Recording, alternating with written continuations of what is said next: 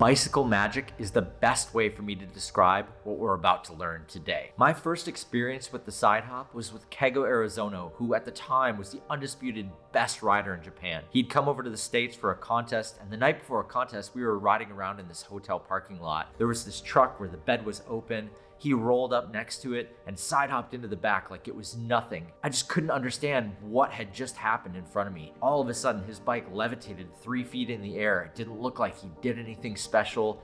I just couldn't even understand what was going on. I then dedicated the next couple years of my riding to figuring that out and getting to that point where I could do exactly that. And today I'm going to share exactly those steps with you so that you can do magic on your bike as well. We are going to learn the side hop. So before I get too deep into this whole thing, what is a side hop? This is a technique where you roll up parallel to something. You crouch down low, you explode upwards, and you jump up onto it. It's a static movement, meaning you're essentially motionless, and then all of a sudden you're flying through the air. So let's dive into these two bikes. I'm gonna show you some of the elements to be thinking about as you get set up to start practicing your side hops. Competition trials bike. So this bike is great from the back wheel. I'm gonna teach you how to side hop directly from the back wheel. A few things you wanna be thinking about as you're getting this bike totally set up. You wanna think about your back brake. If you have a rear brake that's hydraulic just like this, and you've got a grind on your rim, you may consider a fresh grind. You wanna have the best braking possible. The one thing you don't wanna have happen when you're on the back wheel is for your brakes to slip even just a little bit. Every single amount of energy that we're putting into the bike, we wanna make sure that we maximize the output from that as well. So if your brakes are slipping, you're actually losing a fair bit of power that goes into the technique.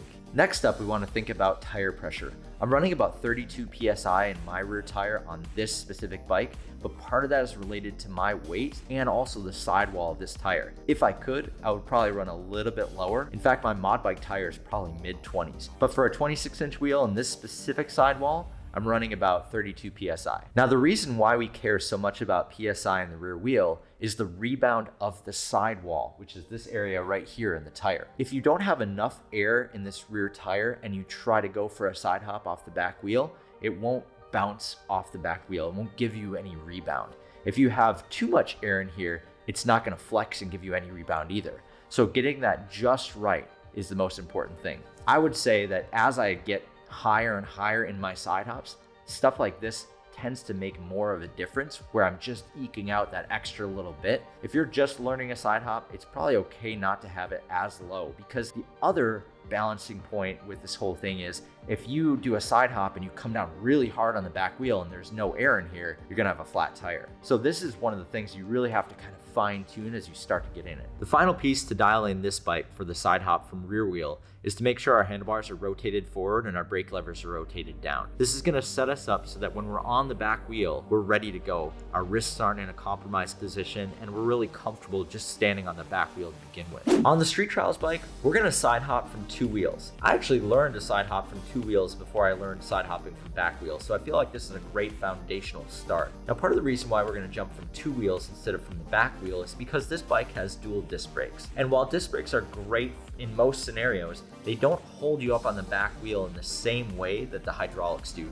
There's a fair bit of flex with the hub and the spokes that make it difficult to be balanced on one specific point. And so by hopping from 2 tires instead of back tire, it actually gets rid of that problem. You barely need your brakes at all when you do this. So I guess in that way, it's kind of nice. It's just one less thing to worry about coordinating as we go through this process. A big element for getting your bike ready for this movement is just making sure you're not losing any power along the way. For example, if your tires are too flat, if your chain isn't tight, if your disc brake bolts aren't tight, there's so many different areas where you could potentially lose, 1% here, 1% there. And just going over your bike and making sure everything's tight, even the pedals. I had a session on Twitch not too long ago where I had a pedal loose and I was struggling on my side hops. I couldn't figure out what was going on, and I realized I had something that was loose and I was losing a lot of power because I was pushing down here and it wasn't transferring to the back wheel. Okay, let's learn some stuff. I'm gonna teach you how to side hop from your back wheel on my competition bike, and I'm gonna use my street trials bike to teach you how to side hop from 2 wheels. The first thing we want to do as we get ready to ride these bikes, we actually want to make a side hop bar to practice with. Now, you don't necessarily need a bar to start because we're just going to work on the technique itself, but it's going to come in handy as we start getting our height going. So what I want to do here is either make a side hop bar out of some wood that you've got lying around, or you can go to Amazon and get a limbo bar. The only modification that I make is I get a longer PVC pipe because a limbo bar, they're not trying to go bike length necessarily. So I'll get about a 10-foot length of PVC pipe. I'll wrap some colored duct tape around it so I can catch it out of the corner of my eye, and I'll get some clamps to kind of set it onto the Sidehop bar. So this is my Sidehop bar, AKA reverse limbo bar, AKA limbo bar I bought off of Amazon and replaced the bar with a PVC pipe. So there are a couple reasons why I'm using PVC pipe to practice my side hops.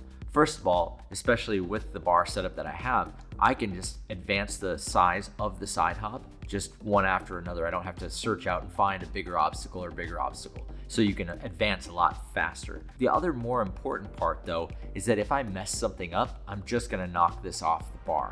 And it's a lot better to do that. And worst case scenario, I break a little piece of this off in the process, versus if I was jumping onto something, I could scrape my shin on the side of it, I could fall off of this obstacle. There's just a little bit higher risk if you're jumping onto something. And so I'd much rather just do it up and over something, especially if I'm gonna do it a bunch of times in a row.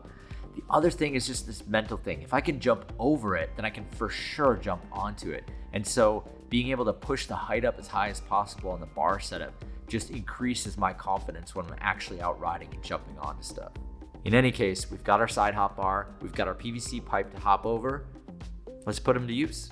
So we're gonna start with the 2-wheel side hop. And this is the really basic version of the side hop where you're gonna get a lot of the things right before we move on to adding a back wheel hop into the whole thing. I'm actually moved my side hop bar out of the way. I'm only working with my PVC pipe now just because I wanna get the basics of the technique down. So what I'm gonna do, I'm gonna ride up parallel to it. I'm gonna track stand in place. What I like to do is actually turn my front wheel away from the bar itself. I then get my pedals in a pedal kick position. I crouch down, and then you're doing a couple things at the exact same time. You're pushing down at the pedals, you're pulling up on the handlebars, and then you push the handlebars out in front of you as you bend your knees, and that flattens the bike out. So basically what you're doing is you're lifting up the front wheel with your arms, you're pedal kicking to get the back wheel to come up, and then you're pushing the bike out in front of you as high and far as possible. The sideways motion up and over, it kind of takes care of itself. Now, when I do my 2-wheel side hops, I actually side hop toward my back foot. So you may try that to start. A lot of times when I side hop to my front wheel on something, I'll actually go into my front foot. But for going up and over a bar, I go into my back foot. Again, if you don't have a PVC pipe, if you don't have any of this stuff, you can do it on a crack in the ground. You can do it over a stick. Just get this movement right, because you need to have the coordination of when you're pushing on your pedals and when you're pulling up on the handlebars. That's the number one thing that you want to have locked in before you do anything else. If you can't consistently get up and over this line, then don't move on, don't go any higher, because you won't have the basics of the technique locked in. Now that we've got that kind of laced up, we're gonna bring in the side hop bar itself, and we're gonna set it pretty low. Really at this point, if you've never done a side hop before, just start really small and get the ball rolling. I'm gonna actually put it up to about 20 inches. That way you can see just more of my exaggerated movements. Again, and just like in everything else we do in trials, exaggerate your movements as much as you possibly can when you're learning stuff. The bar is set at 20 inches. What I'm thinking about specifically at this height is bending my knees and pulling the back wheel up. I should have no problem lifting my front wheel over this bar, but the back wheel is where everyone is gonna have problems. So think about not only pulling up, but pushing forward once you get to that certain height. That's what's gonna take the bike from this to this. A lot of people, when they're struggling with a side hop, it's because they're still angled at this angle and they haven't flattened out entirely. Especially with a bike that can be a little bit longer, that's a real challenge to push it out as far as possible. Make sure you bend your knees, push the front wheel out in front of you. Now, if you're working on getting this first initial height locked in, remember the few things that you can do really, really well are accentuating your movements and really focusing on leveling out the bike. These are the two things that make the most difference. So maybe you want to crouch down a little bit more. Maybe you want a bigger pedal kick as you go into it. There are a lot of things that you can be doing more in this process. And by slowing it down, by having it on 2 wheels, you have the opportunity to do that. It's a lot harder to do this from the back wheel if you're just learning it, so I recommend starting this way. Now that we've got Sidehop Basics on lock, the only thing left to do is add height. So I'm going to do a couple more side hops at different heights to show you that the only thing that really changes is how much I accentuate my body movement at these different heights. And that's exactly the point I was trying to make in the beginning. If you're struggling at a certain height, you want to jump higher, just accentuate those movements even more. Then we'll move on to back wheel side hops. So once you initiate the side hop movement from back tire, it's essentially the exact same technique as if you're side hopping from 2 wheels. You pull up on the handlebars and then you push out on the handlebars as you bend your knees to lift your back wheel off the ground. The takeoff is obviously the differentiating factor. Now there are two different versions of takeoff when it comes to back wheel side hops. There's where you get on your back wheel and you hop until you're comfortable, then you do this big springing motion. Then there's the 1-2 method, which I actually prefer, especially because I'm mostly side hopping on flat ground. If you're in a more competition setting or riding natural where you want to make sure your back wheel is just in the right place, maybe that's the method for you. Just get in that back wheel position, get comfortable, then spring down and go for it.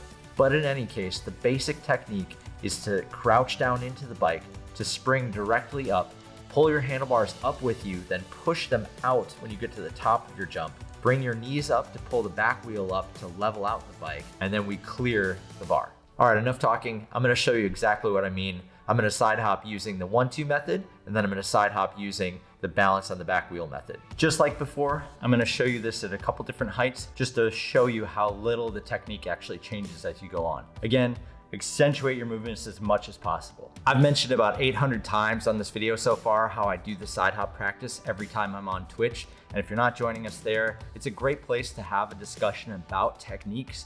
This particular technique or any other ones that I've done a tutorial on, I'm more than happy to dig into it, but I do practice this on a really regular basis. Now what I'm gonna do, I'm gonna give you a quick little montage of side hops in the wild from some of the other clips that we've done in the past. I find it's really helpful to watch other people side hop and see them in a bunch of different scenarios, jumping over and onto different things. So that's what I'm gonna do next. We're just gonna look through a couple other side hops that I've done in other videos, just to give more context outside of just this basic setup here. I wanna tell you that the thing that got me back into trials riding after all these years was trying to regain my old record, which was 38.5 inches over a bar.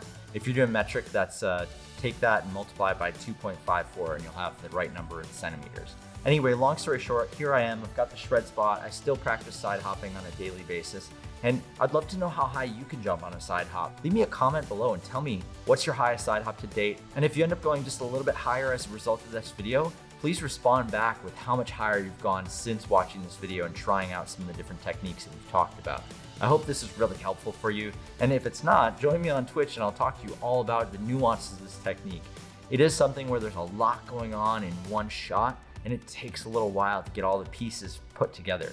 But having a bar like this will definitely accelerate your progress, and being able to just dig into the technique and slow it down a little bit should help as well. If you're just learning to ride trials, there are a bunch of other tutorial videos on this channel, and we're actually building out this warehouse, which we call the shred spot. Next week, I think is gonna be a pretty solid build. So I hope you'll join us and consider subscribing. Thank you again for watching, and we'll see you in the next video.